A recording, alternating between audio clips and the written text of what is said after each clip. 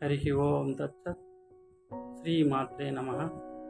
నా పేరు స్వామి ప్రతితానంద. ఈరోజు ఈ వీడియోలో శ్రీ లలిత దివ్య సహస్రనామ స్తోత్రంలోని 7వ నామము లేక మంత్రమైన చతుర్బాహు సమన్విత అను మంత్రమునకు అర్థం ఇవ్వడమైనది.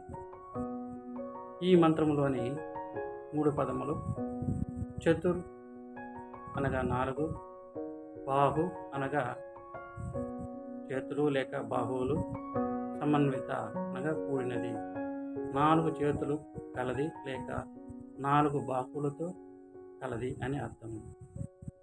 అమ్మకు జ్ఞాన శ్లోకంలో చూసినట్లయితే 4 చేతులు కలవి అని వర్ణించడమైనది. 4 మంత్రములు కూడా చతుర్బాహు మంత్రాలతో కలది అని కూడా అమ్మను వర్ణించడమైనది. దేవి అవయవం అన్నిటికీ ఒక్కొక్క మంత్రము ఉన్నది కాబట్టి 4 చేతులకు కూడా 4 మంత్రములు కలవి.